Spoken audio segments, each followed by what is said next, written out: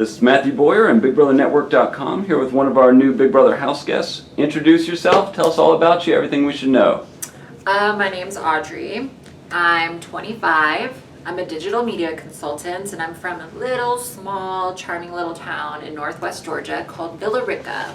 All right. Tell us about your journey to get here. Did you apply a lot? Was this your first shot at it? This was my first shot. I've been a super fan. I've seen every season, every episode. Wow. But finally this year, the little voice in me was like, Audrey, this is your YOLO year, okay? It's time to make your video and go for it.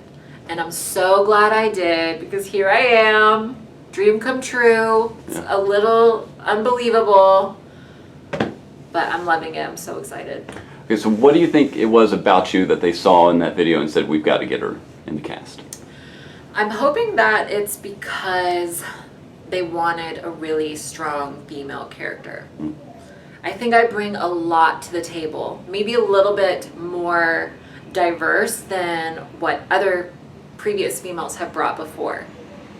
Okay. All right, so name one thing about you that you want the other house guests to know that you're going to try and use as an advantage.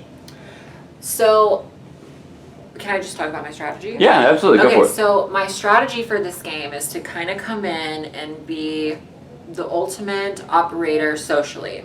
I want to find something in common with every single person and just start building off of that foundation. Okay. Really get to know them, be kind of stealthy, but cold and calculated on the inside. I kind of said in my tape that I want to play like Dexter Morgan because this is a game where you have to get blood on your hands and he's a blood expert. Yeah. And so by the end, I want to obviously get my hands a little bloody, but I want to do it with my best integrity and have everything really organized on all the blood slides. So when I'm given my final spiel, they can hopefully respect and not be too hurt.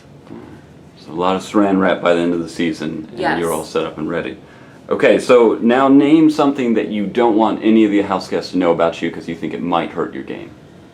Something I don't want the other house guests to know is I don't want them to know how smart I actually am. I hope that I come in there and, I mean, I'm a little klutzy. I can kind of project that vibe. I'm a little ditzy, really girly, and I hope that they really underestimate that. And most people usually do. It's a pretty frequent thing when I meet someone for the first time. Oh, you turned out way different than what I was expecting. And so I'm hoping to kind of bring that element into the game, but I obviously don't want them to catch on. Right. But yeah. Okay. All right, so zooming in from the big picture, you talked about your strategy for the overall game. Let's look at the very first week. What are you going to do to avoid being that first house guest evicted? So I'm going to adjust my sails according to the tides. I mean, you can't predict anything until you get in there and you meet everybody. So I want to go in there, I want to feel people out. I'm definitely going to share some things about myself, but let's be honest, we're all coming on a television show, so on some level, every person is kind of waiting for their moment to be heard. And my ears are here to beckon at every word that they want to share or emotion. So I want to really feel people out and be as versatile as possible, not seem like I'm too attached to one person or another. All right. And then also I want to like try to win the first HOH. Okay, you're going to go for it. So say you win it, and you've got your choice of whoever you want to pick off. Do you go for the big, imposing threat player, or do you go for the quieter, not going to rock the boat here, no one's going to miss this house guest kind of? I am going to find the Derricks, the Dans, the Dr. Wills. I'm going to smoke them out. You heard me. And I'm not going to play scared. You know, I'm going to play smart if it makes most sense for me to just kind of put the sheep up first. Right. Then I will. Okay. But I have to feel confident that in 2 weeks or in 3 weeks that I'm still going to be secure in my position. So it's honestly really hard to judge until I kind of figure out what I'm up against. All right. Okay, so let's talk about alliances. I mean, you're a big fan. You know the track record of the All Girls Alliance. Yeah. Is that something you're going to try and do it right, or is it something you're going to avoid? Well, I've definitely thought about an all-girl alliance. Like if I could coordinate all of our cycles to the same week, like that would be diabolical. No one could F with us. But I mean, I'm an optimist. I feel like it's been tried, never been done. I would like to do it if the right group of girls are in the house, but I'm not gonna hold my breath. Yeah. But I definitely am going to look out for that all-guy Right. alliance syndrome, because that's definitely something that seems to happen. It's been a reoccurring cycle.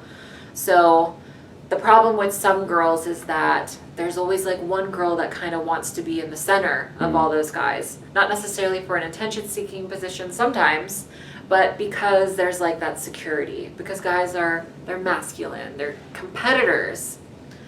And so if there is going to be a girl that is that, it's going to have to be me. And I'm going to infiltrate that alliance. I will exploit all their egos and turn them against each other. A guy will not win this season. All right. There we go. Okay, so talk about the guys. Are you open to the showmance, the fomance, the romance, the ladymance? What's your approach? You're going to avoid it all? So I'm very single, but I will say that I am not in season for anything serious. All right.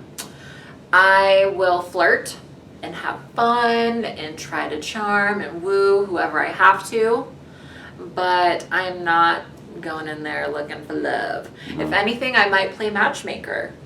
You know, if I find out there's two people that kind of are gauging each other and have a little bit of an interest, that's the perfect meat shield. Yeah. You know, the couples never really make it that far, but if they feel like they have my blessing, then that's great for me. And I will happily like use them as a shield, and then Nice. exploit them when I need to. I like that idea. Okay. So, you know the game. Looking back, past seasons, past players, who do you think, whose game most reflects what you've got in your mind, what you're going in after? No one. No one. I'm one of a kind, baby. I do not want to be the next Janelle. I love Janelle. I don't want to be the next Rachel Riley. I want to be the first Audrey. Right. I think it's time for some fresh meat, especially a strong female character, to come in and really innovate the game and shake some stuff up. Okay, now finally, aside from winning the 500K, what's your personal goal? What do you want to get out of this experience that you'll walk away feeling satisfied? I want that title. I want the title. I want on Judgment Day to be in these fabulous shoes, and I want to be crowned the winner of frickin' Big Brother 17. Nothing less than top prize here. Yeah, nothing less. All right. I'm a competitor. I mean, the money is amazing. It Yeah. will do great things, but I love this show. I love strategical games. Like my favorite game is Risk. So I've been a fan of Big Brother, Survivor, you name it, since they all started. And so I want to implement my childhood dream of coming on here and kicking some ace. All right. Well, thank you, Audrey, and good luck. We'll be watching. America's Player, you guys.